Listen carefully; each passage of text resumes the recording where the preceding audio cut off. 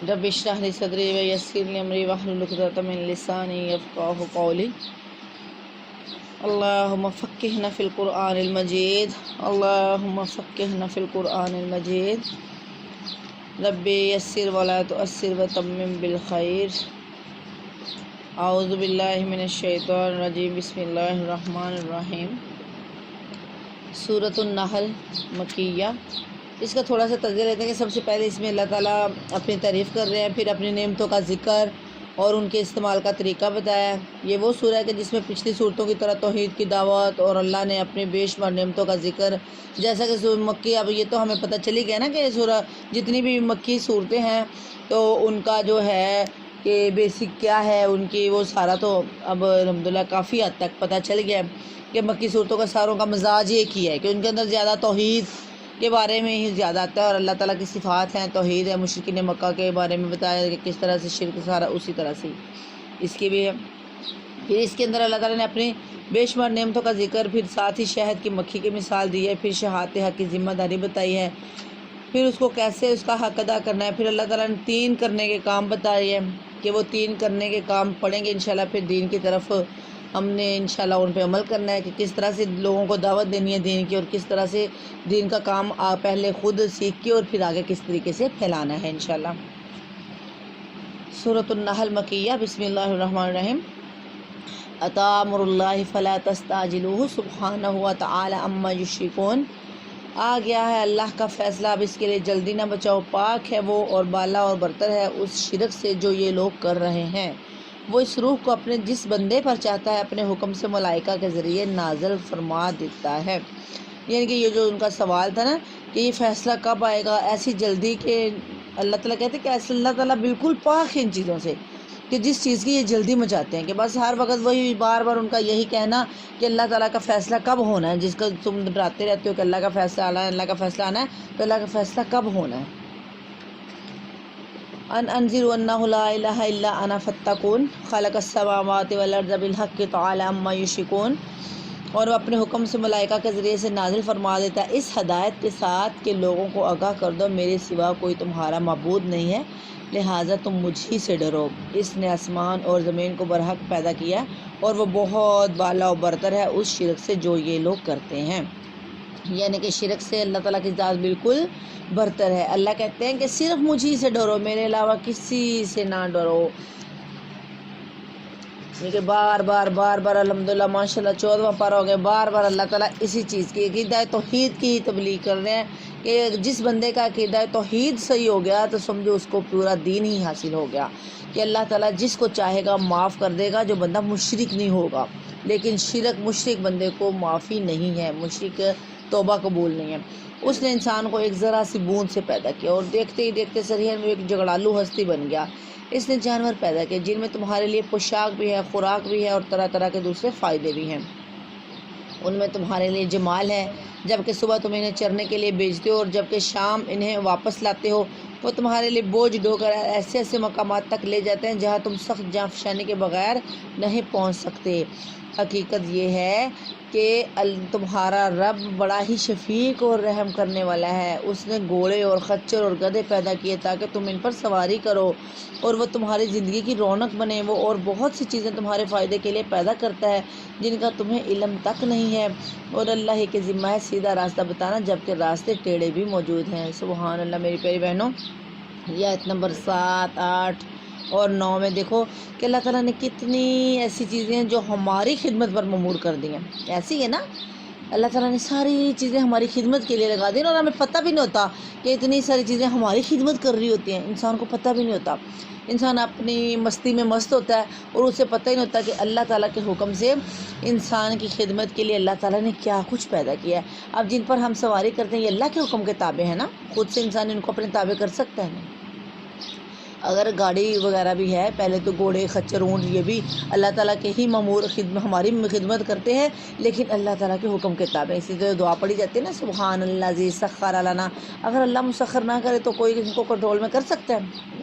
इसी तरह से ही अब अगर गाड़ी है तो गाड़ी भी इंसान के अपने बस की बात नहीं है। गाड़ी बाइक कुछ भी अल्लाह चाहे कुछ भी हो जाए, ये सारा कुछ अल्लाह ताला की ही हुक्म के ताबे हैं। हर चीज़ जो सवारी है हमारे मतहत है وہ اللہ کے حکم سے ہے، وہ ہماری خدمت کر رہی ہے، لیکن ہمیں پتہ تک نہیں ہوتا، ٹھیک ہے۔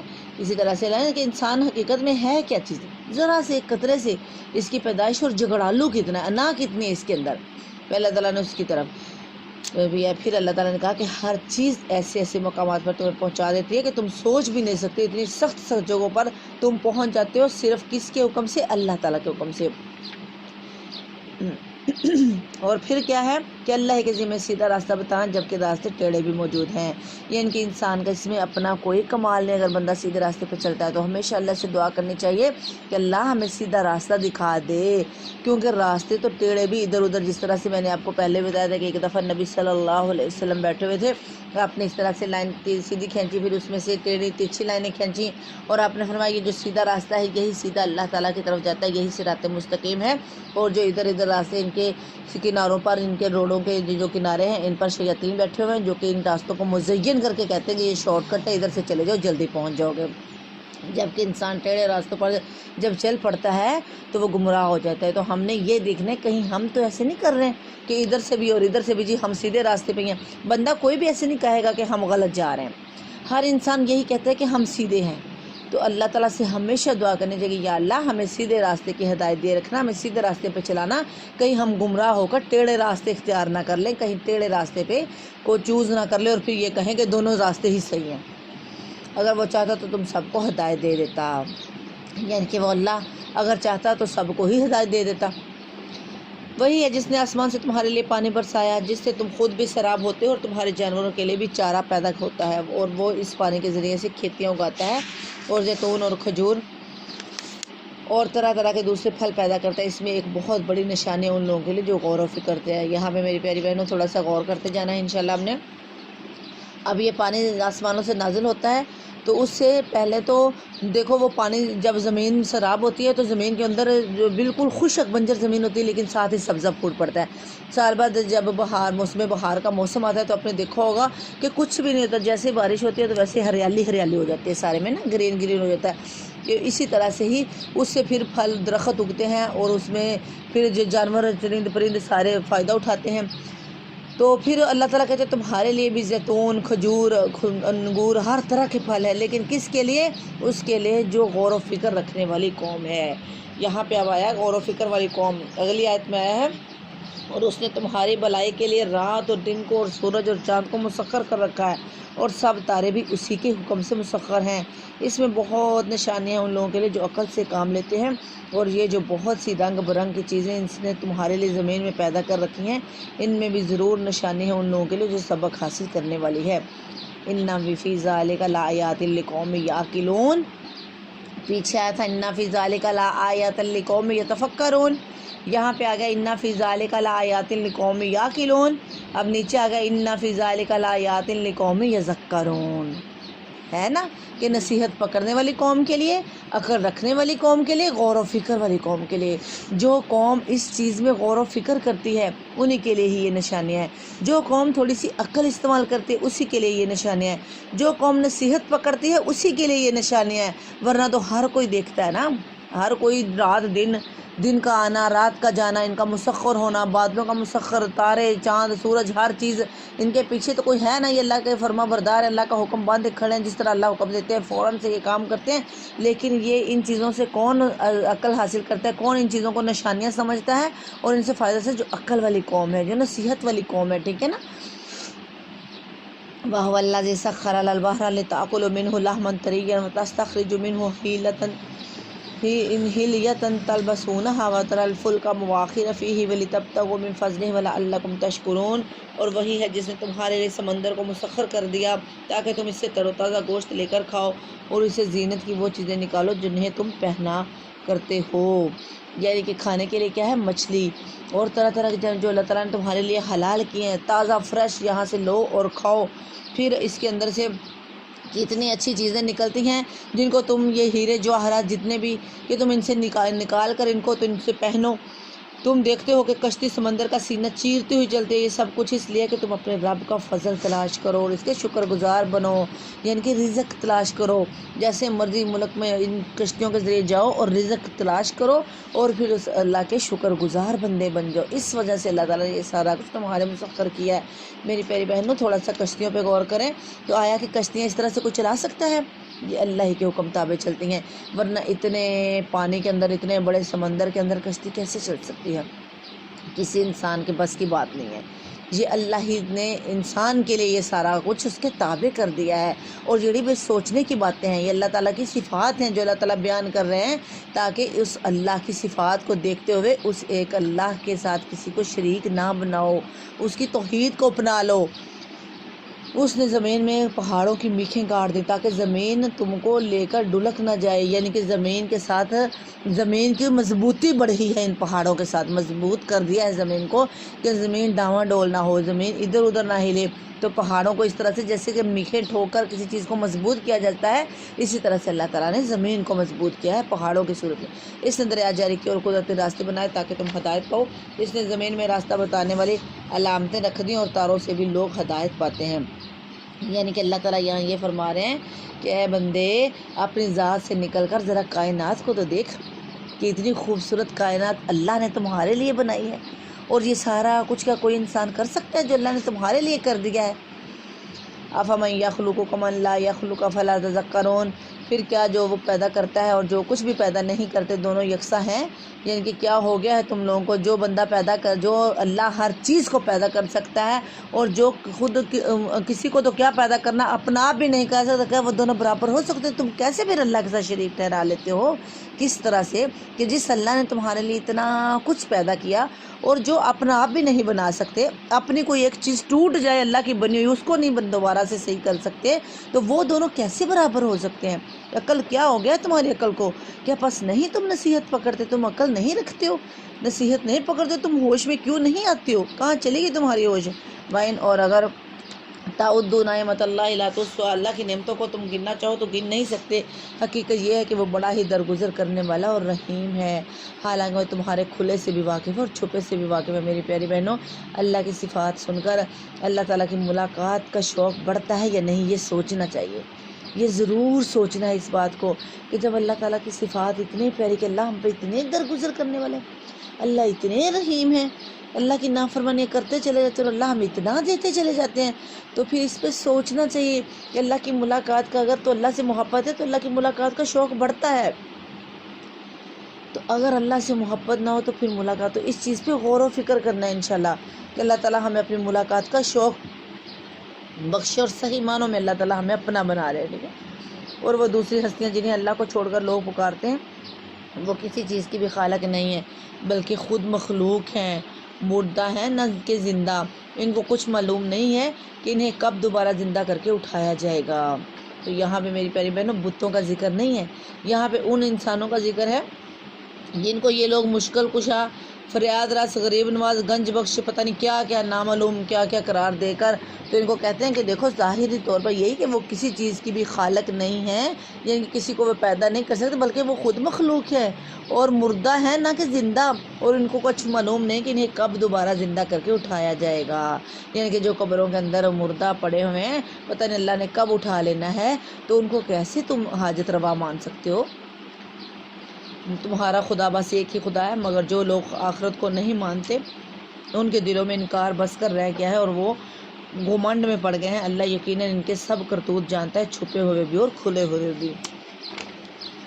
वो उन लोगों को हरगिज़ पसंद नहीं करता जो गुरूर नफ्स में मुब्तला हों। और जो कोई इनसे पूछता है कि तुम्हारे रब ने ये क्या चीज़ नाजिल की है, तो कहते हैं अजी वो तो अगले वक्तों की फरसुदा कहानियाँ हैं। यानी कि जब उनके बारे में, कुरान के बारे में पूछा जाता है तो वो कहते हैं ये तो पिछले लोगों की कहानियाँ हैं, बस सिर्फ कहानियाँ, वाक़या, किस्सात यूँ कह देते हैं। ये बातें वो इसलिए करते हैं कि क़यामत के रोज़ अपने बोझ भी पूरे उठाएंगे और साथ साथ कुछ उन लोगों के बोझ भी समेटे जिन्हें ये बिरबिनाए जहालत गुमराह कर रहे हैं। देखो कैसी सख्त ज़िम्मेदारी है जो ये अपने सर ले रहे हैं।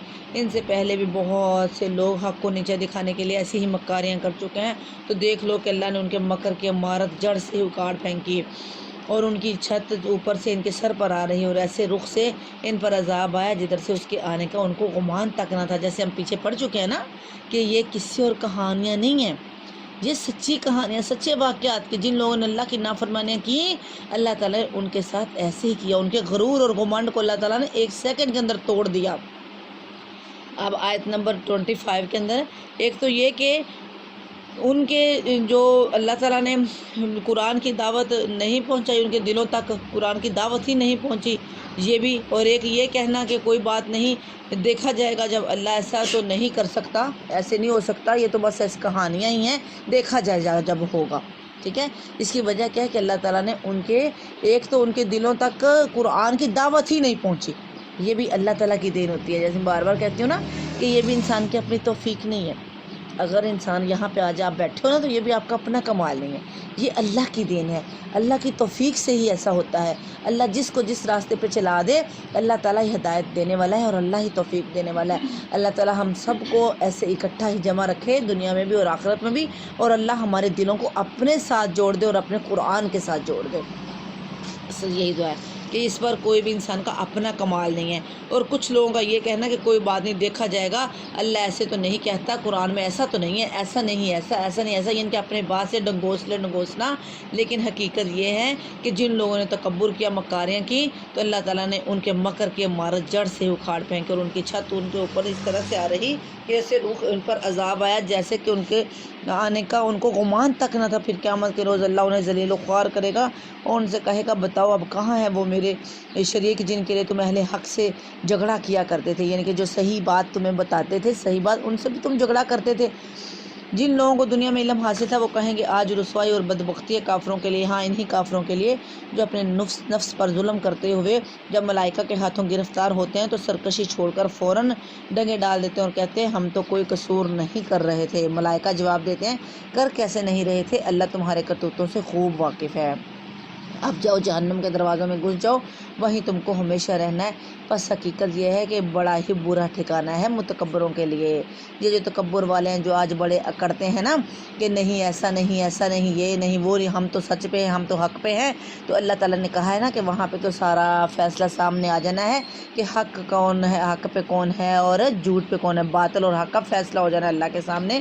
تو آج تمہارے پاس موقع ہے، آج تم سدھر جاؤ۔ پھر وہ فرشتے جب کہیں گے نا کہ تم ایسے کر، پھر کہیں گے ہم تو ایسے نہیں کر رہے تھے۔ جیسے اللہ سے چھپی کوئی بات ہو سکتی ہے؟ اللہ تو سب جانتے ہیں۔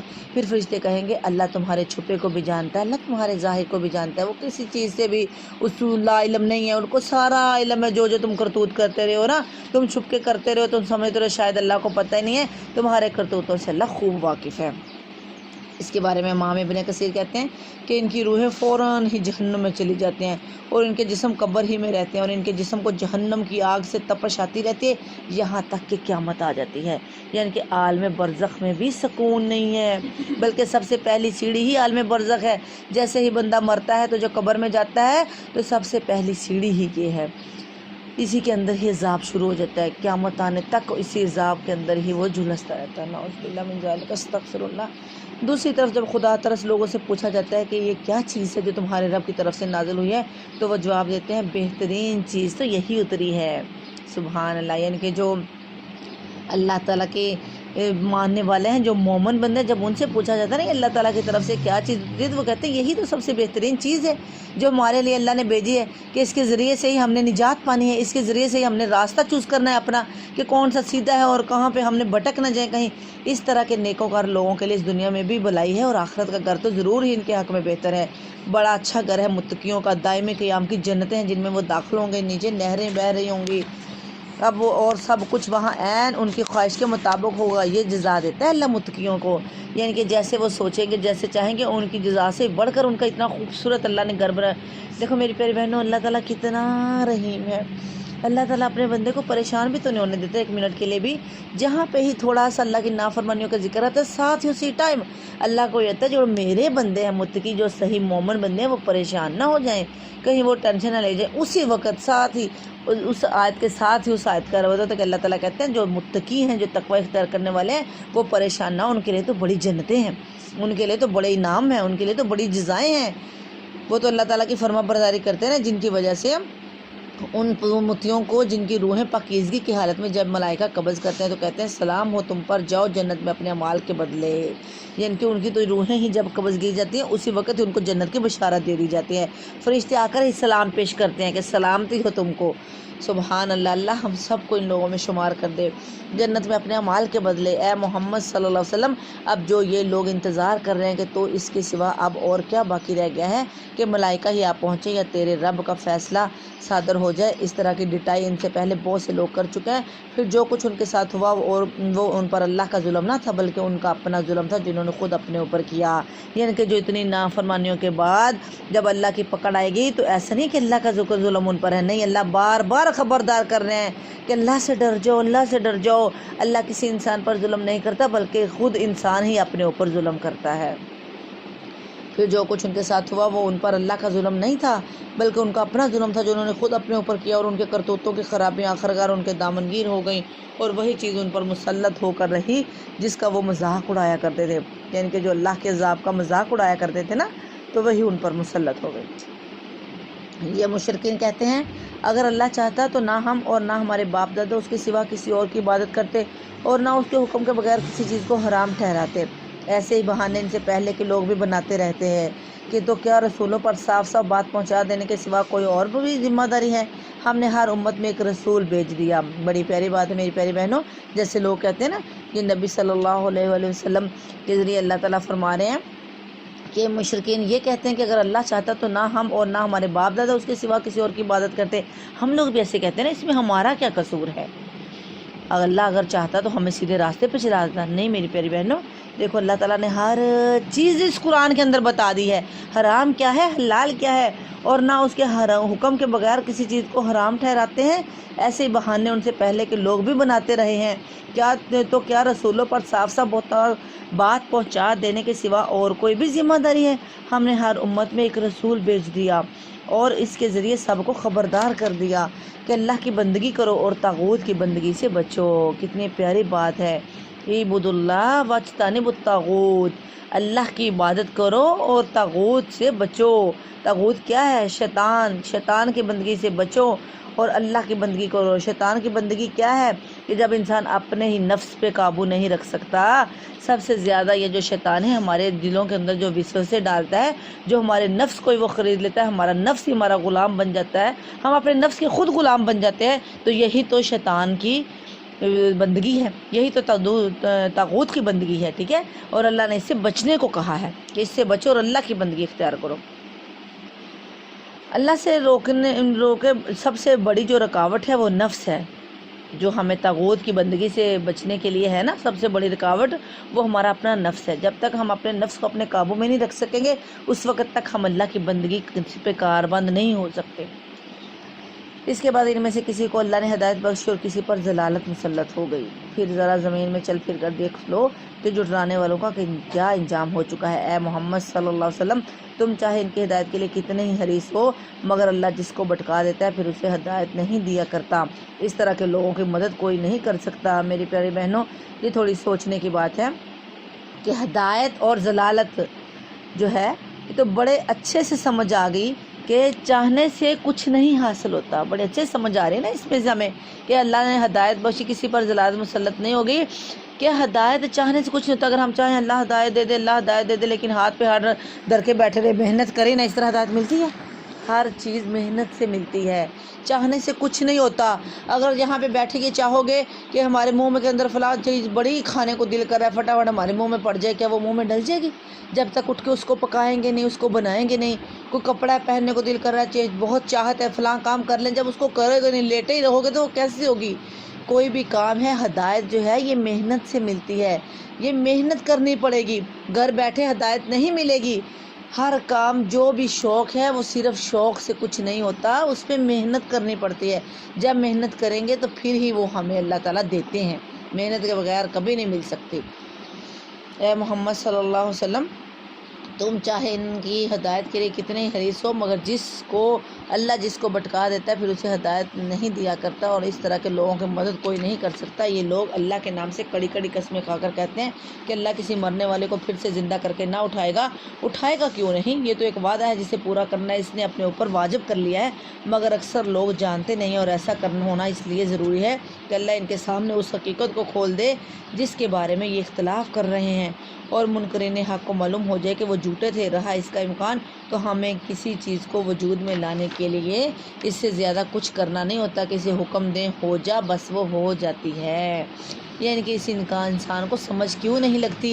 اللہ کا کام تو صرف کن فیکون ہے، اس کے علاوہ کچھ بھی نہیں۔ تو یہ کیسے کہتے ہیں کہ اللہ دوبارہ کیسے زندہ کرے گا؟ اللہ کو ایک انسان کو زندہ کرنا کیا مشکل ہے؟ اللہ کے لیے تو کوئی مشکل نہیں ہے۔ جو اللہ بغیر قدرت کے کسی وجود کے بغیر جس اللہ نے تمہیں بنا لیا، اب تو تمہارا وجود تھا، کیا تمہارا وجود ختم ہونے کے بعد تمہیں دوبارہ زندہ کرنا اس کے لیے مشکل ہے؟ کیسی سوچ ہے تمہاری؟ جو لوگ ظلم سہنے کے بعد بھی والذین ہاجروا فی اللہ من بعد ما ظلموا لنبوئنہم، آیت نمبر 41 ہے، جو لوگ ظلم سہنے کے بعد اللہ کی خاطر ہجرت کر گئے ہیں ان کو ہم دنیا میں ہی اچھا ٹھکانہ دیں گے، اور آخرت کا اجر تو بہت ہی بڑا ہے۔ کاش جان لے وہ مظلوم جنہوں نے صبر کیا اور جو اپنے رب کے بھروسے پر کام کر رہے ہیں کہ کیسا اچھا انجام ہے ان کا۔ سبحان اللہ، جس کا وہ منتظر ہے اس کا انجام کتنا اچھا ہے۔ میری پیاری بہنوں، یہ والی جو آیت ہے نا 41، یہ جب لوگ ہجرت کر رہے تھے نا حبشہ کی طرف، اس وقت یہ آیت نازل کی گئی تھی۔ تو اللہ تعالیٰ سے ہمیشہ دیکھو ان کے لیے اللہ تعالیٰ نے کتنا پیارا، اللہ نے کہا کہ جنہوں نے صبر کیا، یہ مظلوم کہ مکہ والے کتنا ظلم کرتے رہے ان پر، اتنے زیادہ ظلم کے بعد اتنا ظلم ان پر کیا، اور انہوں نے صبر کیا۔ صرف کیوں صبر کیا؟ اللہ کے بھروسے پر، رب کے بھروسے پر صبر کیا، تو ان کا انجام کتنا اچھا ہے۔ میری پیاری بہنوں، اللہ تعالیٰ سے دعا کیا کرو کہ یا اللہ ہمیں بھی برائی سے اچھائی کی طرف ہجرت کرنے والا بنا دے۔ اللہ یہ رمضان ہمارے لیے اتنا بابرکت بنا دے کہ ہم برائی سے اچھائی میں ہجرت کر جائیں، ہم برائی کو ہمیشہ ہمیشہ کے لیے چھوڑ کر اچھائی کو اپنا لیں۔ ہمارے لیے اپنے لیے اچھائی کو جو ہے وہ اپنے اوپر، جب بندہ رغبت کر لیتا ہے کسی چیز کو اپنے اوپر لاگو کر لیتا ہے تو اللہ تعالیٰ اس کے لیے ضرور آسانی کر دیتے ہیں۔ محنت کرنی پڑتی ہے، جب بندہ محنت کرتا ہے، اللہ سے دعا کرتا ہے، تو اللہ تعالیٰ اپنے بندے کی دعاؤں کو اور محنتوں کو رائے گاہ نہیں کرتے۔ اللہ محنتوں کو بھی ضرور پھل دیتے ہیں، محنتوں کا بھی، اور اللہ تعالیٰ دعاؤں کو بھی ضائع نہیں کرتے۔ اے محمد صلی اللہ علیہ وسلم، ہم نے تم سے پہلے بھی جب کبھی کوئی رسول بھیجے آدمی ہی ہیں جن کی طرف ہم اپنے پیغامات وحی کیا کرتے تھے۔ اہل ذکر سے پوچھ لو اگر تم لوگ خود نہیں جانتے، پچھلے رسولوں کو بھی ہم نے روشنیاں، نشانیاں اور کتابیں دے کر بھیجا تھا، اور اب یہ ذکر تم پر نازل کیا ہے تاکہ تم لوگوں کے سامنے اس تعلیم کی تشریح اور توضیح کرتے جاؤ جو ان کے لیے اتاری گئی ہے۔ یعنی کہ یہ اب آیت نمبر 43 کے اندر اللہ تعالیٰ بتا رہے ہیں کہ نبی عربی تھے، اس لیے قرآن عربی میں آیا تاکہ آپ کھول کھول کر بیان کر دیں، اور پیارے نبی صلی اللہ علیہ وسلم نے ہمارے سب سے پہلے معلم ہیں۔ آپ کا یہ احسان ہے ہم پر، اللہ کے نبی حضرت محمد صلی اللہ علیہ وسلم سب سے پہلے معلم ہے نا ہمارے لیے، جو اللہ تعالیٰ نے بھیجے اور انہوں نے ہم کو سکھایا۔ ان کا یہ ہم پر احسان ہے کہ انہوں نے ہر کام کر کے ہمیں بتایا کہ کس طرح سے تم نے یہ کام کرنا ہے، کس طرح سے اپنی زندگیاں گزارنی ہیں، تو اللہ تعالیٰ تم سے خوش ہو جائے گا کہ اللہ تعالیٰ کے حکم کے مطابق ہی ہمیں ہر چیز سکھائی۔ یہ ان کا احسان ہے کہ ہم نے زندگی کیسے گزارنی ہے۔ وہ ایک علیحدہ بات ہے کہ ہم اس سے فائدہ حاصل نہیں کرتے، ایسے ہی ہے نا، پتہ تو سارا کچھ ہے۔ اب ہمارے سامنے قرآن ہے، حدیث ہے، حدیث اور سنت، حدیث بولتے ہیں اللہ کے نبی حضرت محمد صلی اللہ علیہ وسلم کی بات کو، سنت بولتے ہیں آپ کے طریقے کو، اور آپ کی بات اور آپ کے طریقے میں کوئی فرق نہیں ہے۔ جو آپ بات کرتے تھے وہی آپ کا عمل ہوتا تھا، آپ کا طریقہ اور آپ کی بات ایک ہی ہے، ٹھیک ہے؟ اور آپ نے ہر کام ہمیں کر کے دکھایا کہ آپ لوگوں نے کس طرح سے زندگی گزارنی ہے۔ اگر ہم اس سے فائدہ حاصل نہیں کرتے ہیں، احادیث کا مطالعہ نہیں کرتے، نہیں پڑھتے ہیں، تو اس میں قصور کس کا ہے؟ ہمارا نا، کہ ہم فائدہ نہیں اٹھا رہے ہیں۔ ورنہ تو ہمیں ایک ایک چیز، سونے سے لے کر صبح اٹھنا، سونا، جاگنا، کھانا پینا، واش روم جانا، ہر چیز کے طریقے تو اللہ نے سکھا دیے ہیں اپنے نبی کے ذریعے کہ کس طرح سے تم نے اپنی زندگی گزارنی ہے، اور تاکہ لوگ خود بھی غور و فکر کریں۔ پھر کیا وہ لوگ جو دعوت پیغمبر کی مخالفت میں بدتر سے بدتر چالیں چل رہے ہیں، اس بات سے بالکل ہی بے خوف ہو گئے کہ اللہ ان کو زمین میں دنسا دے، یا ایسے گوشے سے ان پر عذاب لے آئے جدھر سے اس کے آنے کا ان کو وہم و گمان تک نہ ہو، یا اچانک چلتے پھرتے ان کو پکڑ لے، یا ایسی حالت میں انہیں پکڑے جنہیں جبکہ انہیں خود آنے والی مصیبت کا کھٹکا لگا ہوا ہو اور وہ اس سے بچنے کی فکر میں چوکنے ہوں۔ وہ جو کچھ بھی کرنا چاہے، یہ لوگ اس کو عاجز کرنے کی طاقت نہیں رکھتے۔ حقیقت یہ ہے کہ تمہارا رب بڑا ہی نرم خو اور اور رحیم ہے۔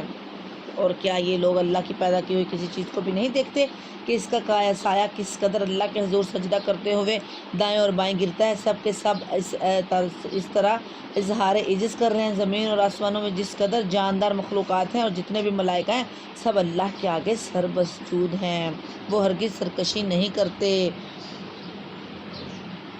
سجدہ کر لیں آپ بھی، میں بھی کروں۔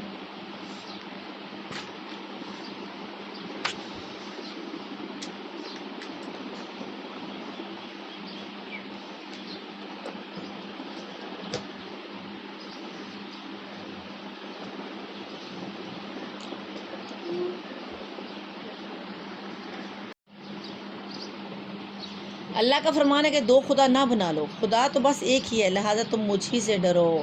یعنی کہ اللہ لا تتخذوا الہین اثنین انما هو الہ واحد فایای فارہبون، کہ اللہ کا فرمان ہے کہ دو خدا نہ بنا لو، خدا تو بس ایک ہی ہے، لہٰذا تم مجھ ہی سے ڈرو۔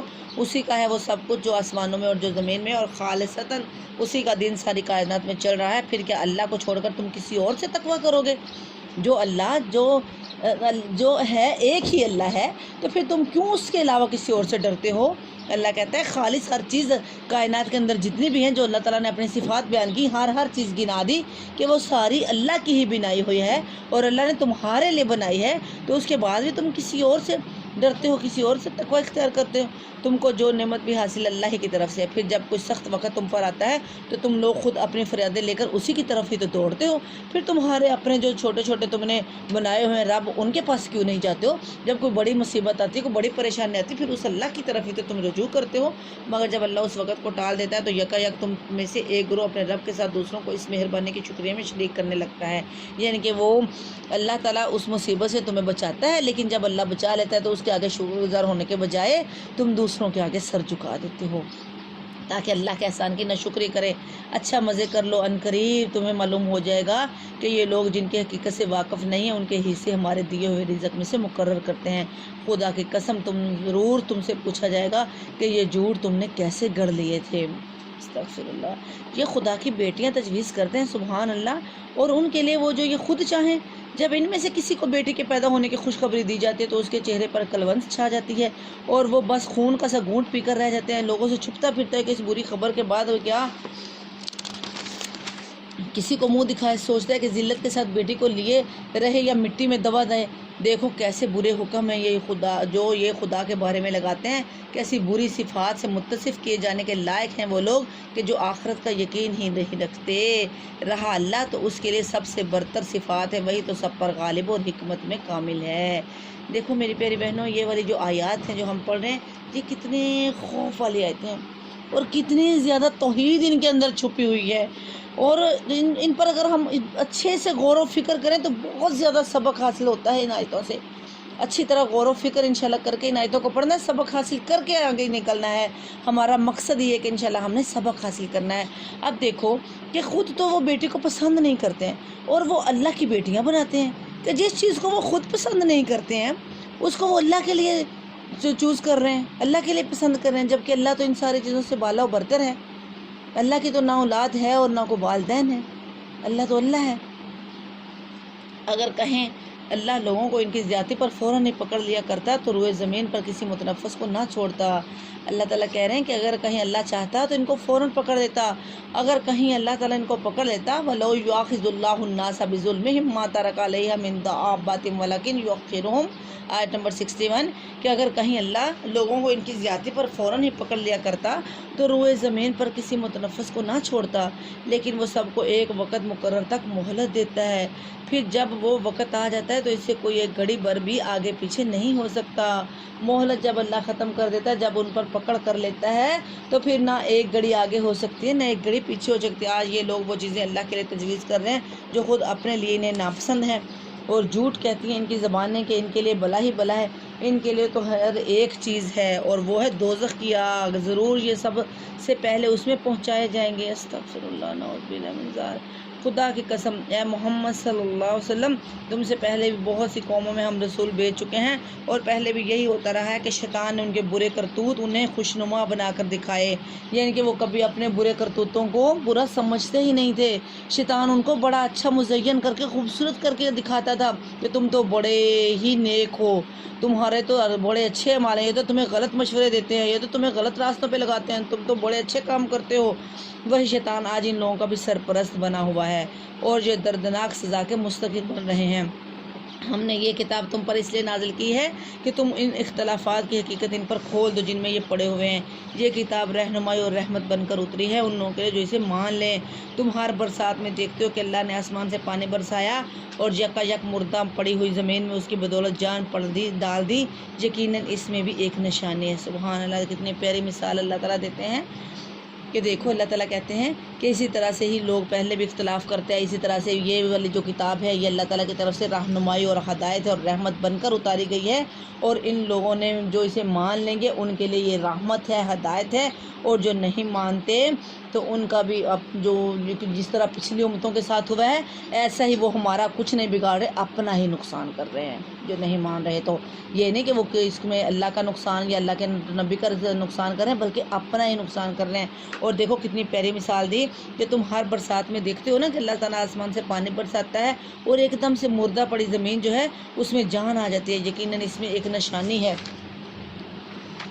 کہ سننے والوں کے لیے، اور تمہارے لیے مویشیوں میں بھی ایک سبق موجود ہے کہ ان کے دیکھو کہ میری پیاری بہنوں کہ اب اگر جب برسات ہوتی ہے تو جب برسات جاتی ہے تو وہ کتنا کچھ چھوڑ جاتی ہے، برسات ختم ہو جاتی ہے، زمین جو بنجر زمین ہے وہ تر و تازہ ہو جاتی ہے، جانور چرند پرند پانی پیتے ہیں، جو پانی جگہ جگہ کھڑا ہو جاتا ہے تو کتنی دیر تک لوگ اس سے فائدہ حاصل کرتے ہیں، ایک درخت اگتے ہیں۔ اسی طرح سے ہم نے بننا ہے انشاءاللہ کہ جب ہمارے اندر یہ قرآن ہدایت رحمت بن کر بیٹھے تو جب ہم دنیا سے جائیں تو لوگوں کے لیے کچھ چھوڑ کے جائیں، دنیا سے جائیں تو لوگ ہمیں اچھے الفاظ سے یاد کریں، لوگوں کو ہم نے ایسی تبلیغ کی ہو جن پر لوگ عمل کریں تو ہمیں اس کا ثواب ملے، لوگ کہیں کہ فلاں یہ کہتا تھا، اللہ کا پیغام ہم تک پہنچاتا تھا۔ ایسے بن کر جائیں لوگوں کے لیے کہ ایک نمونہ ہو۔ اللہ تعالیٰ ہمیں صحیح معنوں میں اپنی قرآن کی، اپنے دین کی صحیح معنوں میں سمجھ عطا فرمائے۔ اور تمہارے لیے مویشیوں میں بھی ایک سبق موجود ہے، یہ مویشیوں کو بھی ذرا غور سے دیکھو، اس میں بھی سبق ہے میری پیاری بہنوں۔ وہ کس طرح سے کہ ان کے پیٹ سے گوبر اور خون کے درمیان ہم ایک چیز تمہیں پلاتے ہیں، یعنی خالص دودھ۔ سبحان اللہ، دیکھو وہیں پہ ہی خون ہوتا ہے، وہیں پہ گوبر ہوتا ہے، وہیں پہ گوشت پوش ہوتا ہے، اور جو دودھ ہوتا ہے اس کے اندر ایک ذرا سی بھی امیزش ہوتی ہے کسی چیز کی، بالکل پیور وائٹ دودھ ہوتا ہے۔ تو اتنی بڑی تو نشانی ہے یہ، اس کے علاوہ اور تمہیں اور کیا نشانی چاہیے جو پینے والوں کے لیے نہایت خوشگوار ہے۔ اسی طرح کھجور کے درختوں اور انگور کی بیلوں سے بھی ہم ایک چیز تمہیں پلاتے ہیں جسے نشاور اور بھی بنا لیتے ہیں اور پاک رزق بھی، اور یقیناً اس میں ایک نشانی ہے عقل سے کام لینے والوں کے لیے۔ اور دیکھو تمہارے رب نے شہد کی مکھی پر یہ بات وحی کر دی کہ پہاڑوں میں اور درخت میں اور ٹٹیوں میں وحی سے مراد ہے کہ اللہ تعالیٰ جتنے بھی جانور شرین پرند ہیں ان کو باریک بینی سے بس اللہ تعالیٰ کے حکم کے تابع ہیں نا، بس اللہ تعالیٰ سمجھاتے ہیں وحی کرنے، یہ نہیں کہ ان کے پر کوئی وحی آتی تھی، یعنی کہ یہی کہ اللہ تعالیٰ ان کو جو بات بتا دی وہ اسی کے تحت ہی ان کا ایک مکمل کہ اللہ کے حکم کے تابع ہیں، وہ ایک ان کی ٹولی ہے، ایک ان کی ٹیم ہے، ایک ٹیم کے تحت وہ کام کرتے ہیں کہ جس جگہ پہ وہ شہد کی مکھیاں جو شہد بنا رہی ہوتی ہیں تو وہ اپنے چھتے کو چھوڑ کر کسی اور چھتے پہ نہیں جاتی ہیں۔ ایک ان کا اتنا اچھا نظام ہے کہ تھک گئی ہیں، دور نکل آئی ہیں تو چلو قریب جو چھت ہے اس پہ چلے جائیں، نہیں، وہ جتنا بھی دور چلے جائیں محنت کر کے انہوں نے اپنے ہی گھر واپس آنا ہے، جہاں پہ وہ ایک ان کا ٹیم کے تحت پورا کام ہوتا ہے کہ ان کی طرف شہد کی مکھی کی طرف وحی کی اس نے اطاعت کی، حالانکہ اس کی زندگی بہت کم ہے۔ یہ جو شہد کی مکھی نا اس کی زندگی بہت کم ہے، ان کی پوری ایک ٹیم ہوتی ہے، کوئی لڑائی نہیں کرتی، یہ ایک دوسرے کی بہت خیر خواہ ہوتی ہیں، پھر وہ اپنے اپنے حصے کا کام کرتے ہیں، پھر شہد کی حفاظت کرتی ہیں، پھر جب وہ موت کے بعد شہد ہمارے لیے چھوڑ جاتی ہیں تو میری پیاری بہنوں ہم شہد کی مکھی کو ہی دیکھیں، وہ مر جاتی ہیں لیکن شہد ہمارے لیے چھوڑ جاتی ہیں نا، کہ فائدہ تو ہم اٹھاتے ہیں اسے۔ اللہ تعالیٰ نے شفا رکھی ہے شہد کے اندر کہ شہد میں شفا ہے، تو ہم نے انشاءاللہ ایسے بننا ہے کہ جب ہم مریں تو ہم بھی دوسروں کے لیے کچھ چھوڑ جائیں، لوگ ہم سے سبق حاصل کریں۔ ایسی ہر وقت ایسی ہی تن من لگا کر اپنا کام کرتے جائیں. ہم جو عورتیں ہیں نا، ہم یہ سمجھتے ہیں کہ ہم تو بڑے ہی معصوم ہیں، بڑا ظلم ہم پہ ہوتا ہے، ہم تو اتنے مصروف ہیں کہ ہم تو بس ہمارے پاس تو ٹائم ہی نہیں، ہم کس وقت محنت کریں. تھوڑا سا شہد کی مکھی کو دیکھیں کتنی محنتی ہوتی ہے وہ. اس کو مطلب کہ عورت اپنے آپ کو بہت کمزور سمجھتی ہے، اور یہ بالکل غلط بات ہے. عورت کمزور نہیں ہے، عورت بڑا کچھ کر سکتی ہے. عورت کے بچے ہیں، ایک بچوں کی اچھے سے تربیت کرے تو انشاءاللہ پورا خاندان کی تربیت ہے، اچھے سے ایک نسل کی تربیت ہے. اللہ ہمیں بھی ایسا ہی بنا دے کہ ہم اپنی موت کے بعد دوسروں کے لیے کچھ نہ کچھ ضرور چھوڑ جائیں جو ہمارے لیے صدقہ جاریہ ہو، اور ہم اس کو اپنی ذمہ داری سمجھ سکیں کہ یہ ہماری ذمہ داری ہے. جب ہم یہ سمجھ سکیں نا کہ یہ ہماری ذمہ داری، ہم نے یہ کام کرنا ہے، ایک روٹین ایک ٹائم ٹیبل میں، انشاءاللہ ہم سارا کچھ کر سکتے ہیں. جب بندہ یہ سمجھتا نہیں عورت بہت کمزور ہے، کچھ کر ہی نہیں سکتی، یہ کرے وہ کرے، پھر کچھ بھی نہیں کر سکتے. جب یہ سمجھ لیں گے کہ انشاءاللہ اللہ نے یہ ہم پہ ذمہ داری رکھی، اس سے بھی ثواب ملے گا. اگر ہم بچوں کی خدمت کرتے ہیں، بچوں کے لیے کچھ کرتے ہیں، اس میں بھی ہمیں اللہ اجر دے گا. اگر ہم اپنے خاوند کی فرما برداری کرتے ہیں، انشاءاللہ اس سے بھی اللہ اجر دے گا. گھر کی صاف ستھرائی کرتے ہیں، اللہ اجر دے گا. اللہ کی رضا جب ہر کام میں تلاش کریں گے میری بہنوں تو اللہ بڑا خوش ہوتا ہے. تو پھر انشاءاللہ ایٹومیٹکلی اللہ تعالیٰ مضبوط بناتا ہے. ایک عورت ہی بڑا کچھ کر سکتی ہے، عورت کمزور نہیں ہو سکتی، لیکن محنت کرنی پڑتی ہے. سوئے کچھ بھی نہیں ہوتا، محنت کر کے ہی انشاءاللہ ہم کچھ نہ کچھ کر کے جا سکتے ہیں. مرنا تو ہر کسی کو ہی ہے نا، تو ایسے ہو کے مریں کہ پیچھے سے لوگوں کو اس کا فائدہ ہو، ہمارے مرنے کے بعد بھی لوگوں کو ہمارا فائدہ پہنچے. ایسے بننا ہے انشاءاللہ. مرنا تو ہر کسی نے، زندہ تو کسی نے بھی نہیں رہنا. چڑھائی ہوئی بیلوں میں اپنے چھتے بنا کر اور ہر طرح کے پھلوں کا رس چوس اور اپنے رب کی ہموار کی ہوئی راہوں پر چلتی رہے. اس مکھی کے اندر سے رنگ برنگ کا ایک شربت نکلتا ہے جس میں شفا ہے لوگوں کے لیے. یقیناً اس میں ایک نشانی ہے، اور ان کے لیے جو غور و فکر کرتے ہیں. یہ ان کی نشانی تو ہر کسی کے لیے، لیکن جو غور و فکر کرتا ہے اسی کے لیے نشانی ہے.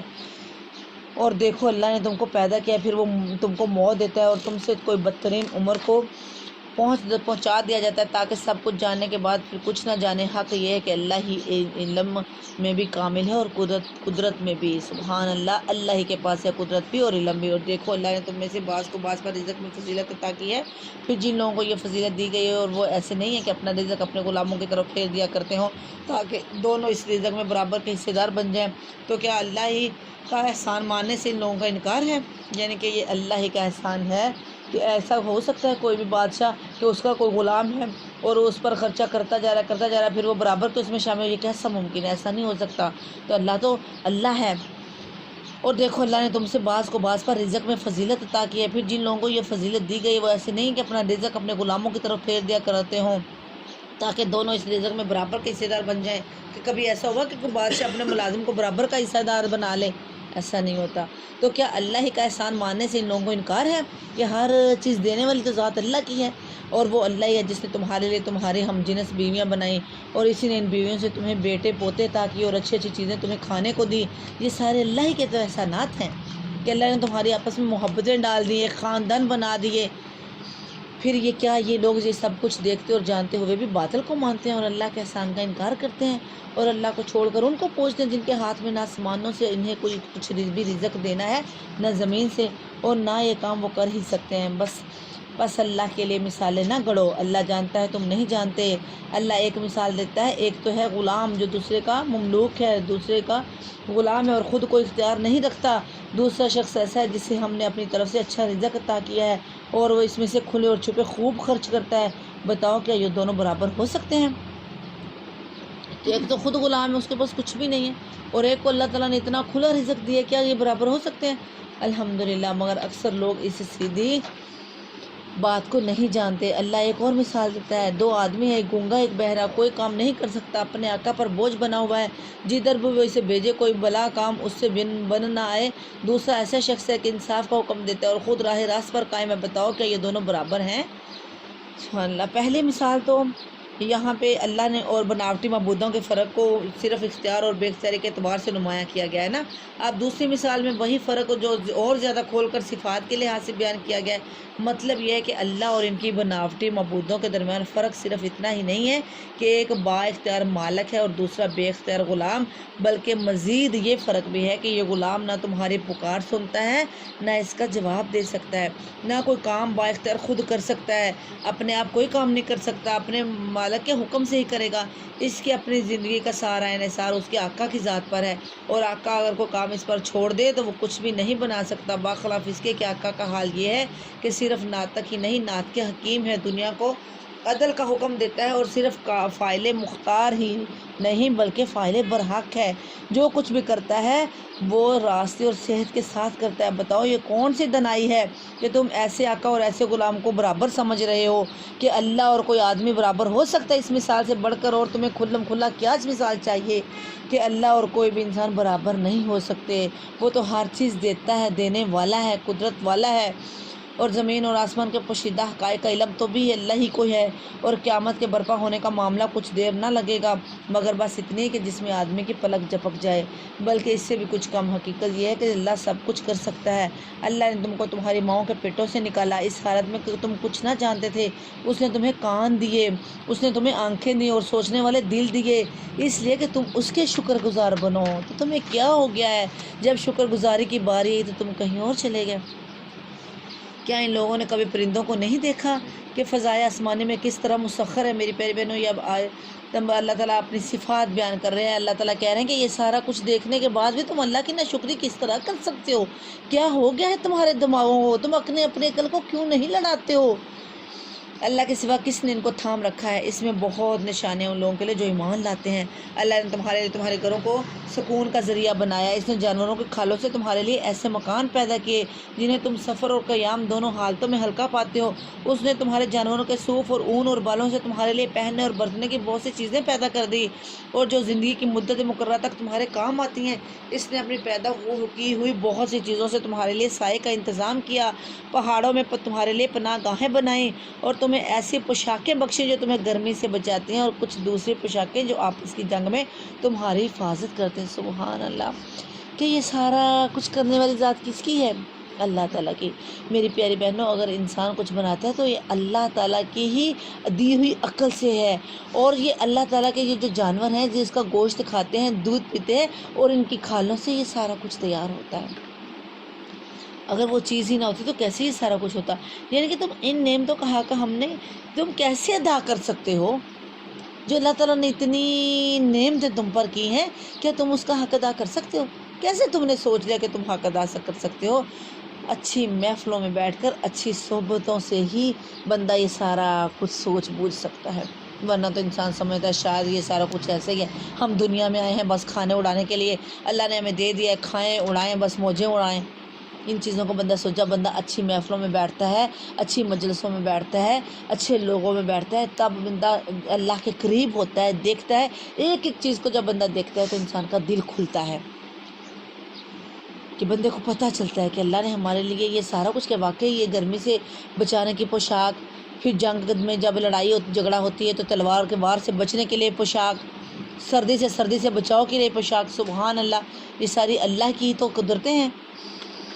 اس طرح وہ تم پر اپنی نعمتوں کی تکمیل کرتا ہے، شاید کہ تم فرما بردار بنو۔ یعنی کہ مقصد کیا اللہ تعالیٰ کا؟ کہ تم اللہ کی فرما برداری کرنے والے بن جاؤ، اللہ کی اطاعت کرنے والے بن جاؤ۔ اب اگر یہ لوگ منہ موڑتے ہیں تو اے محمد صلی اللہ علیہ وسلم، تم پر صاف صاف پیغام حق پہنچا دینے کے سوا اور کوئی ذمہ داری نہیں ہے۔ یہ اللہ کے احسان کو پہچانتے ہیں پھر اس کا انکار کرتے ہیں، اور ان میں بیشتر لوگ تو ایسے ہیں جو حق ماننے کے لیے تیار ہی نہیں ہیں۔ میری پیاری بہنوں، دیکھو اللہ تعالیٰ کہہ رہے ہیں کہ اگر یہ پھر بھی ایسا کرتے ہیں تو اس میں کسی کا کوئی کمال نہیں ہے، کسی کا کوئی بھی اس میں نہیں ہے، اللہ کی نافرمانی کرتے ہیں۔ انہیں کچھ ہوش بھی ہے کہ اس روز کیا بنے گی، جبکہ ہم ہر امت میں سے ایک گواہ کھڑا کریں گے، پھر کافروں کو نہ حجتیں پیش کرنے کا موقع دیا جائے گا، نہ ان سے توبہ استغفار کا مطالبہ کیا جائے گا۔ ظالم لوگ جب ایک دفعہ عذاب دیکھ لیں گے تو اس کے بعد نہ ان کے عذاب میں کوئی تخفیف کی جائے گی، نہ انہیں ایک لمحہ کے بر کی مہلت دی جائے گی۔ آیت نمبر 84، کہ انہیں کچھ ہوش بھی ہے کہ اس روز کیا ہوگا، جبکہ ہم ہر امت میں سے ایک گواہ کھڑا کریں گے، اور پھر کافروں کو جو حجتیں پیش کرنے کا موقع دیا جائے گا، نہ اس سے توبہ استغفار ہی کا مطالبہ کیا جائے گا۔ ظالم لوگ جب ایک دفعہ عذاب دیکھ لیں گے تو اس کے بعد نہ ان کے عذاب میں کوئی تخفیف کی جائے گی اور نہ انہیں ایک لمحہ بھر کی مہلت دی جائے گی۔ اور جب وہ لوگ جنہوں نے دنیا میں شرک کیا تھا اپنے ٹھہرائے ہوئے شریکوں کو دیکھیں گے تو کہیں گے، اے پروردگار، یہی ہیں ہمارے وہ شریک جنہیں ہم تجھے چھوڑ کر پکارا کرتے تھے۔ اس پر ان کے وہ معبود انہیں صاف جواب دیں گے کہ تم جھوٹے ہو۔ اس وقت یہ سب اللہ کے آگے جھک جائیں گے اور ان کی وہ ساری افراتفریاں رفو چکر ہو جائیں گی جو یہ دنیا میں کرتے رہے تھے۔ جن لوگوں نے خود کفر کی راہ اختیار کی اور دوسروں کے اللہ کی راہ سے روکا، انہیں ہم عذاب پر عذاب دیں گے، اس فساد کے بدلے جو دنیا میں برپا کرتے رہے۔ استغفر اللہ، نعوذ باللہ من ذالک۔ کاش کہ اگر لوگوں کو سمجھ آ جائے کہ انہوں نے، اگر یہ صرف اسی وجہ سے بیٹا کہ دنیا یہ غفلت ہے، دین سے دوری ہے۔ اگر دین کی صحیح معنوں میں سمجھ حاصل ہو جائے نا، اگر قرآن کے ساتھ جڑ جائیں، صحیح معنوں میں قرآن کی سمجھ آ جائے تو یہ سارا کچھ ختم ہو جاتا ہے، آٹومیٹکلی ختم ہو جاتا ہے۔ ایسے تو نہیں کہا جاتا نا کہ مشرک ہونے کے لیے بے وقوف ہونا ضروری ہے۔ عقل مند کبھی مشرک نہیں ہو سکتا۔ یہ ہم پہلے سورہ بقرہ میں بھی پڑھ چکے ہیں، ابھی بھی آ رہا ہے کہ جب قیامت کا دن ہوگا تو یہ لوگ پہچانیں گے ہی نہیں۔ آج جن کو یہ اتنا مانتے کہ بس یہی ہمارا سارا کچھ ہے اللہ کو چھوڑ کر، تو وہ رفو چکر ہوں گے، کوئی کسی کے کام نہیں آئے گا، وہاں پر تو صرف اللہ ہی نہیں کام آنا ہے۔ اے محمد صلی اللہ علیہ وسلم، انہیں اس دن سے خبردار کر دو جبکہ ہم ہر امت میں خود اسی کے اندر سے گواہ اٹھا کھڑا کریں گے جو اس کے مقابلے میں شہادت دے گا، اور ان لوگوں کے لیے مقابلے میں شہادت دینے کے لیے ہم تمہیں لائیں گے، اور یہ اسی شہادت کی تیاری ہے کہ ہم نے یہ کتاب تم پر نازل کر دی ہے، اور جو ہر چیز کی صاف صاف وضاحت کرنے والی ہے اور ہدایت اور رحمت اور بشارت ہے، اور ان لوگوں کے لیے جنہوں نے سر تسلیم خم کر دیا۔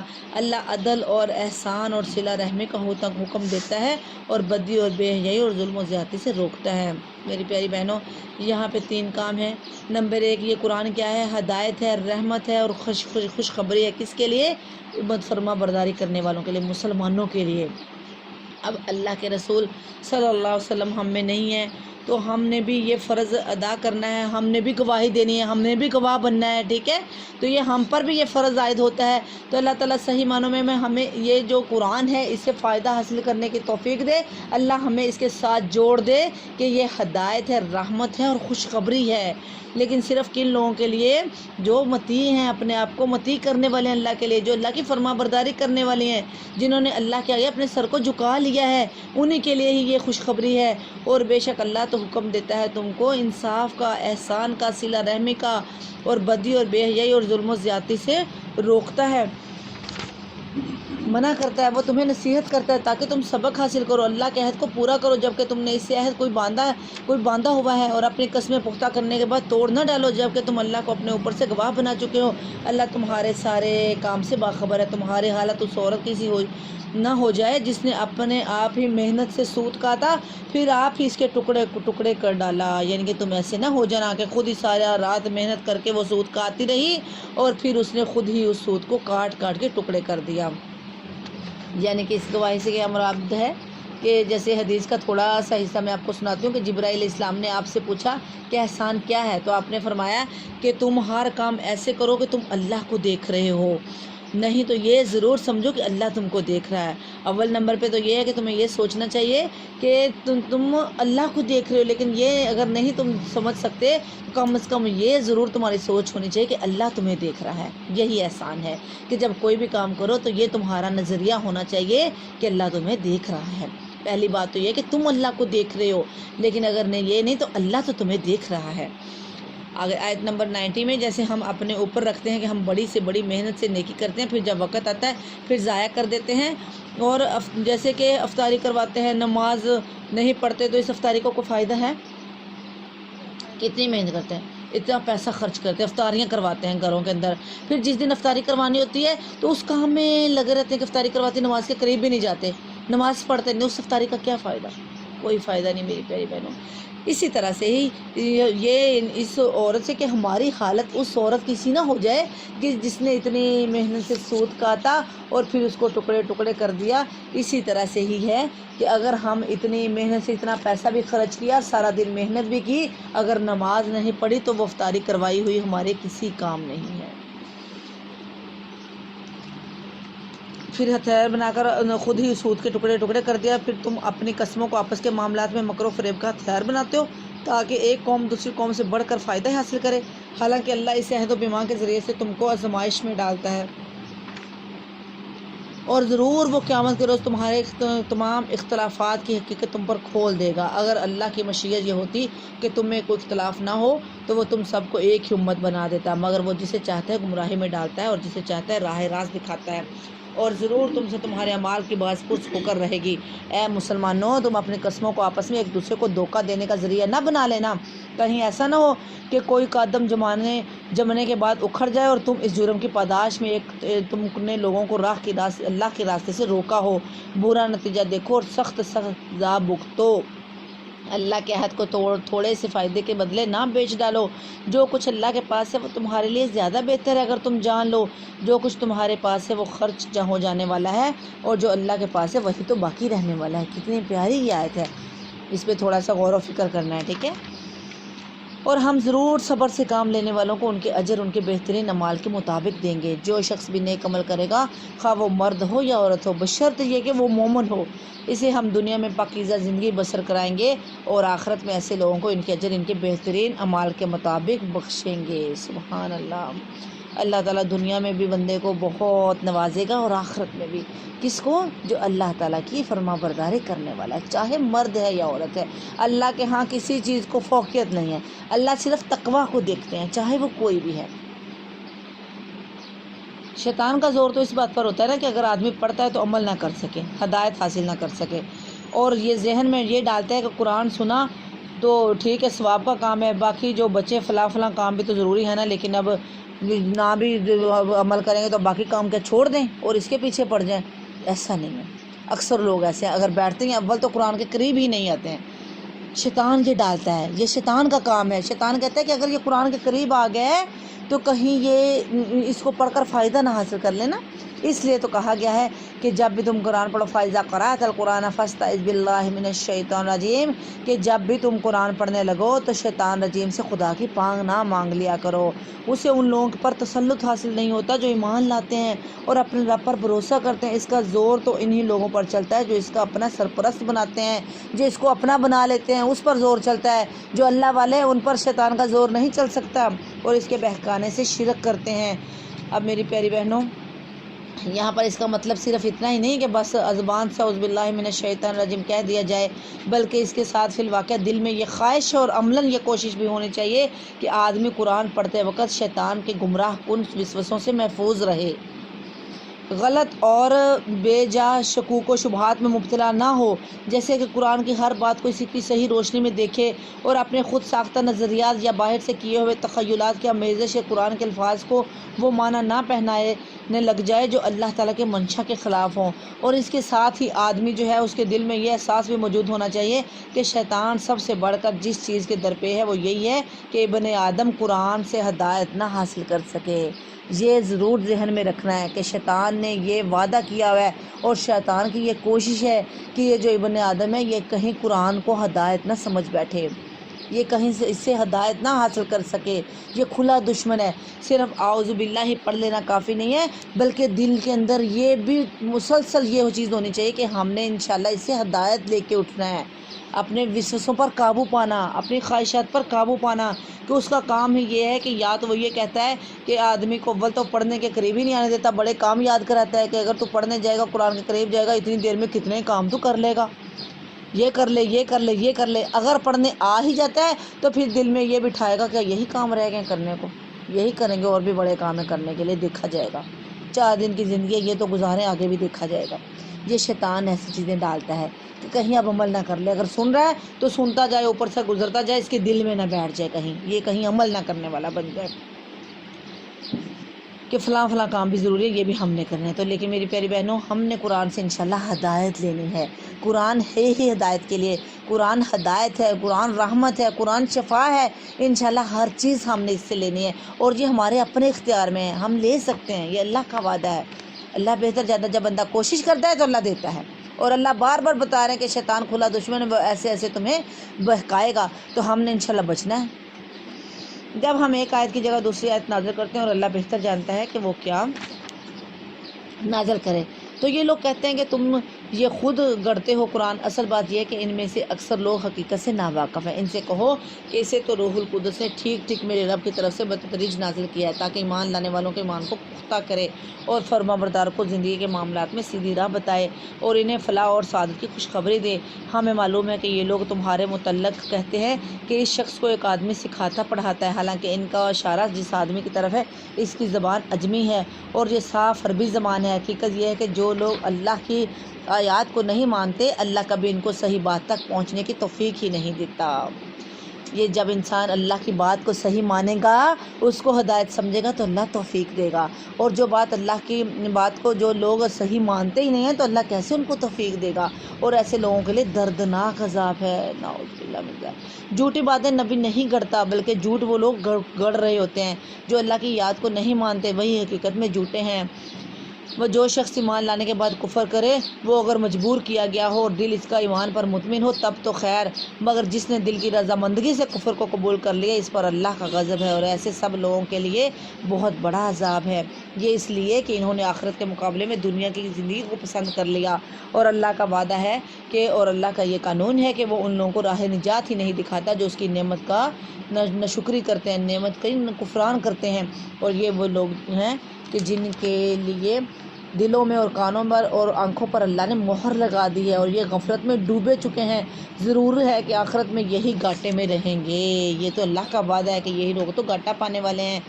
اب اس آیت میں جو پیچھے ہم آیت پڑھ چکے ہیں نا، آیت نمبر 106 آیت نمبر، اس آیت میں ان مسلمانوں کے معاملے سے بحث کی گئی ہے جن میں پر اس وقت سخت مظالم توڑے جا رہے تھے نا، اور ناقابل برداشت اذیتیں دے دے کر کفر پر مجبور کیا جا رہا تھا۔ ان کو بتایا گیا ہے کہ اگر تم کسی وقت ظلم سے مجبور ہو کر محض جان بچانے کے لیے کلمہ کفر زبان سے ادا کر دو اور دل تمہارا عقیدہ کفر سے بالکل محفوظ ہو تو معاف کر دیا جائے گا، لیکن اگر دل کے اندر ذرا سا بھی کفر قبول ہو گیا تو دنیا میں چاہے جان بچا لو، خدا کے عذاب سے نہیں بچ سکو گے۔ یہ اللہ تعالیٰ دلوں کے بیدوں کو جانتا ہے کہ دل کیا ہے۔ اس کا یہ مطلب نہیں کہ جان بچانے کے لیے کلمہ کفر کہہ دینا چاہیے، بلکہ یہ صرف رخصت ہے کہ اگر ایمان دل میں رکھتے ہوئے آدمی مجبوراً ایسا کہہ دے تو مواخذہ نہ ہوگا، ورنہ مقام عظمت یہی ہے کہ خواہ آدمی کا جسم تکہ بوٹی بھی کر ڈالا جائے، بہرحال وہ کلمہ حق ہی کا اعلان کرتا رہے۔ دونوں قسم کی نظیریں نبی صلی اللہ علیہ وسلم کے عہد مبارک میں پائی جاتی ہیں۔ ایک طرف تو خباب بن ارت ہیں جن کو آگ کے انگاروں پر لٹایا گیا، یہ صحابی ہیں رضی اللہ تعالیٰ عنہ، کہ آگ کے انگاروں پر لٹائے گئے یہاں تک کہ ان کی چربی پگھلنے سے آگ بجھ گئی، مگر وہ سختی کے ساتھ اپنے ایمان پر جمے رہے۔ دوسری طرف بلال حبشی رضی اللہ تعالیٰ عنہ ہیں جن کو لوہے کی زرہ پہنا کر چلچلاتی دھوپ میں کھڑا کر دیا گیا، پھر تپتی ہوئی ریت پر لٹا کر گھسیٹا گیا، مگر وہ احد احد ہی کہتے رہے کہ اللہ ایک ہے، اللہ ایک ہے۔ ان دنیا کی ٹینشنوں میں پڑھ کر وہ اللہ کو ہی پکارتے رہے، لوگوں سے نہیں ڈرے۔ ایک حبیب بن زید بن عاصم ہے جن کے بدن کا ایک ایک عضو مسلمہ کذاب کے حکم سے کاٹا جاتا تھا اور پھر مطالبہ کیا جاتا تھا کہ مسلمہ کو نبی مان لے، مگر ہر مرتبہ وہ اس کے دعویٰ رسالت کی شہادت دینے سے انکار کرتے تھے، یہاں تک کہ اسی حالت میں کٹ کٹ کر انہوں نے جان دے دی۔ اللہ تعالیٰ ہمارے بھی ایسے ایمان کرے، اللہ ہمیں بھی ایسی پختگی والا ایمان بخش دے، اللہ ایسا ایمان ہمارا بھی ہو جائے جیسا ان صحابہ کرام کا ایمان تھا۔ سبحان اللہ، کتنا مضبوط تھا ان کا ایمان نا۔ آج تو کتنا آسان ہے، آج تو کوئی ایسا ظلم کرنے والا نہیں ہے، کتنی آسانی ہے ہمارے لیے اللہ کی فرما برداری کرنے میں، لیکن ہم صرف جان بوجھ کر اللہ کی نافرمانیاں کرتے ہیں، صرف شیطان کے پیچھے لگ کے، صرف اپنی خواہشات کی مان کر، صرف خواہشاتوں کے مانتے ہیں نا، صرف وسوسے جو بھی ہماری خواہشیں کہہ دیتی ہیں، اپنے آپ کو ہم نے اپنی خواہشوں کا غلام بنا لیا ہے کہ جیسے خواہشیں کہتی بس ویسے ہی کرتے ہیں۔ اسی طرح سے دوسری طرف عمار بن یاسر رضی اللہ تعالیٰ عنہ ہیں جن کی آنکھوں کے سامنے ان کے والد اور ان کی والدہ کو سخت عذاب دے دے کر شہید کر دیا گیا، پھر ان کو اتنی ناقابل برداشت اذیت دی گئی کہ آخرکار انہوں نے جان بچانے کے لیے وہ سب کچھ کہہ دیا جو کفار ان سے کہلوانا چاہتے تھے۔ پھر وہ روتے ہوئے نبی صلی اللہ علیہ وسلم کی خدمت میں حاضر ہوئے اور عرض کیا، یا رسول اللہ ما ترکت حتی سببتک و ذکرتک آلہتہم بخیر، یا رسول اللہ صلی اللہ علیہ وسلم مجھے نہ چھوڑا گیا جب تک کہ میں نے آپ کو برا اور ان کے معبودوں کو اچھا نہ کہہ دیا۔ تو نبی صلی اللہ علیہ وسلم نے پوچھا، کیف تجد قلبک، اپنے دل کا کیا حال پاتے ہو، تو تیرے دل میں کیا ہے؟ تو انہوں نے کہا، عرض کیا، مطمئن بالایمان، ایمان پر پوری طرح مطمئن ہے۔ کہ مجبور کیا گیا کہ مجھے آپ کو برا بلا کہنا پڑا کہ انہوں نے یہ ظلم ستم کیے، میرے ماں کو شہید کر دیا، باپ کو شہید کر دیا، مجھے اس وقت تک نہیں چھوڑا جب تک میں یہ نہ کہا لیکن دل ایمان پہ مطمئن ہے۔ تو اس پر نبی صلی اللہ علیہ وسلم نے فرمایا ان عاد فعود، بس اگر وہ پھر اس طرح کا ظلم کریں تو تم پھر یہی باتیں کہہ دینا، اللہ تو دلوں کو جانتا ہے۔ کہ دل تو ایمان کے لیے تڑپتا ہے نا، کہ روتے ہوئے آئے، پریشان تڑپتے ہوئے، اللہ ایسا ایمان ہمیں بخش دے۔ ہم تو ذرا سی باتوں پہ ایمان بیچ دیتے ہیں، ایسے ہی نا، ذرا سی دنیا کی محبت کے لیے ایمان کو داؤ پہ لگا دیتے ہیں۔ اللہ صحیح پختگی دے دے ہمارے دلوں میں ایمان کے لیے، اللہ یہ دنیا کو نکال دے ہمارے دلوں سے، اپنی محبت، اپنے ایمان کی مٹھاس ہمارے دلوں میں ڈال دے، تو انشاءاللہ کوئی بھی چیز ہمارے لیے بے فائدہ ہی ہوگی۔ تو آج تو ذرا سا کچھ دیکھتے ہیں تو ہم سمجھتے ہیں کہ بس یہی سارا کچھ ٹھیک ہے، لوگ نہ کہیں ناراض ہو جائیں، لوگ راضی ہونے چاہیے، اللہ کو ناراض کر بیٹھتے ہیں۔ اللہ تعالیٰ ہمیں صحیح معنوں میں مومن بنائے۔ یہ غفلت میں ڈوب چکے ہیں، ضرور ہے کہ آخرت میں یہی گھاٹے میں، بخلاف اس کے کہ جن لوگوں کا یہ حال ہے کہ جب ایمان لانے کی وجہ سے وہ ستائے گئے تو انہوں نے گھر بار چھوڑ دیے، ہجرت کی، راہ خدا میں سختیاں جھیلیں اور صبر سے کام لیا، ان کے لیے تو یقیناً تیرا رب غفور الرحیم ہے۔ ان سب کا فیصلہ اس دن ہوگا جب کہ ہر متنفس اپنے ہی بچاؤ کی فکر میں لگا ہوا ہوگا، اور ہر ایک کو اس کے کیے کا بدلہ پورا دیا جائے گا، اور کسی پر ذرہ برابر ظلم نہیں ہونے پائے گا۔ اللہ ایک بستی کی مثال دیتا ہے کہ وہ امن اور اطمینان کی زندگی بسر کر رہی تھی، اور ہر طرف سے اس کو بافراغت رزق پہنچ رہا تھا، کہ اس نے اللہ کی نعمتوں کا کفران شروع کر دیا، اللہ کی نعمتوں کی نافرمانیاں شروع کر دی، ناشکریاں شروع کر دیں۔ تب اللہ نے اس کے باشندوں کو ان کے کرتوتوں کا یہ مزہ چکھایا کہ بھوک اور خوف کی مصیبتیں ان پر چھا گئیں۔ ان کے پاس ان کی اپنی قوم میں سے ایک رسول آیا، مگر انہوں نے اس کو جھٹلا دیا، آخر کار عذاب نے ان کو آ لیا جبکہ وہ ظالم ہو چکے تھے۔ بس اے لوگو، اللہ نے جو کچھ حلال اور پاک رزق تم کو بخشا ہے اسے کھاؤ اور اللہ کے احسان کا شکر ادا کرو اگر تم واقعی اسی کی بندگی کرنے والے ہو۔ اللہ نے جو کچھ تم پر حرام کیا ہے وہ ہے مردار اور خون اور سور کا گوشت اور وہ جانور جس پر اللہ کے سوا کسی اور کا نام لیا گیا ہو۔ میری پیارے بہنوں، قرآن میں جگہ جگہ یہی آتا ہے، جہاں پہ بھی حرام چیزوں کا ذکر ہے ساتھ ہی اس چیز کا ذکر ہے جس پر غیر اللہ کا نام لے لیا جائے، چاہے وہ حلال ہے، جب غیر اللہ کے نام لے لیا جائے تو وہ حرام ہو جاتی ہے حلال بھی۔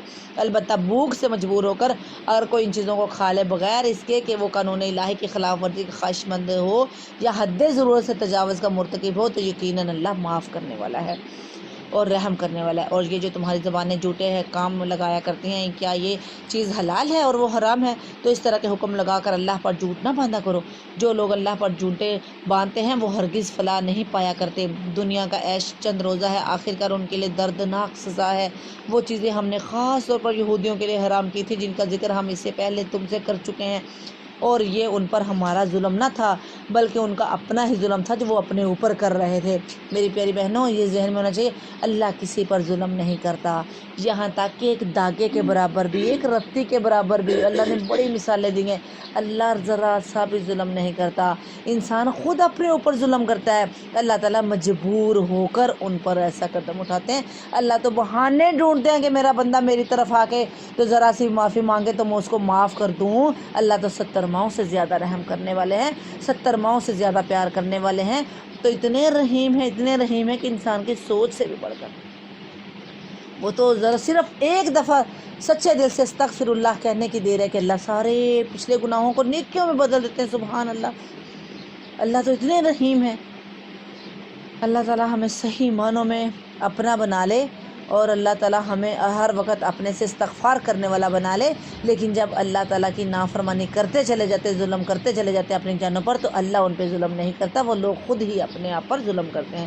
البتہ جن لوگوں نے جہالت کی بنا پر برا عمل کیا اور پھر توبہ کر کے اپنے عمل کی اصلاح کر لی، تو یقیناً توبہ اصلاح کے بعد تیرا رب ان کے لیے غفور الرحیم ہے۔ سبحان اللہ، میری پیاری بہنوں، کتنی پیاری بات ہے کہ اگر انسان کرتا رہا گناہ پہ گناہ کرتا چلا گیا، کوئی بات نہیں، لیکن جیسے فوراً سے اس نے توبہ کر لی، اللہ معاف کر دیتا ہے، اللہ نے فوراً معاف کر دیا۔ جیسے اس نے اپنے آپ کو سدھار لیا، اللہ معاف کرنے والا ہے، غفور الرحیم ہے۔ واقعہ یہ ہے کہ ابراہیم علیہ السلام اپنی ذات سے ایک پوری امت تھا، اللہ کا مطیع فرمان اور یکسو، وہ کبھی مشرک نہ تھا، اللہ کی نعمتوں کا شکر ادا کرنے والا تھا۔ اللہ نے اس کو منتخب کر لیا اور سیدھا راستہ دکھایا، دنیا میں اس کو بھلائی دی اور آخرت میں وہ یقیناً صالحین میں سے ہوگا۔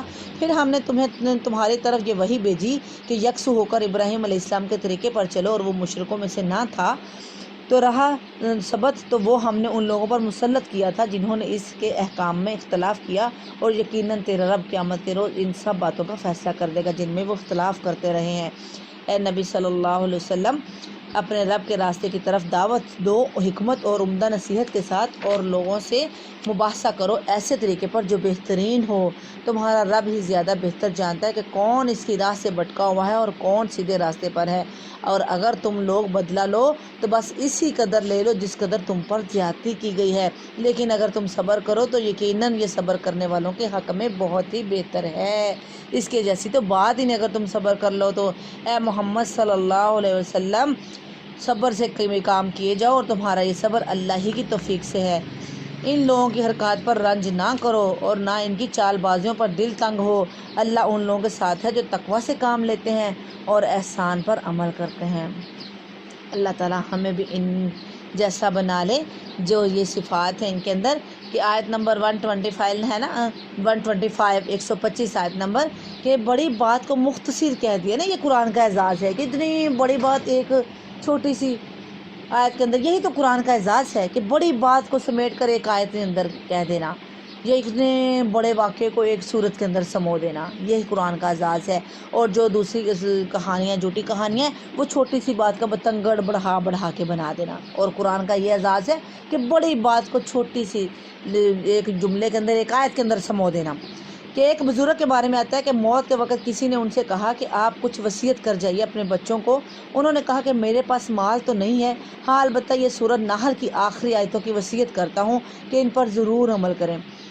کتنے پیاری اللہ نے نا داعی اللہ کہا کہ خوبصورت انداز کے ساتھ پیار سے بات کی جائے، حکمت کے ساتھ بات کی جائے۔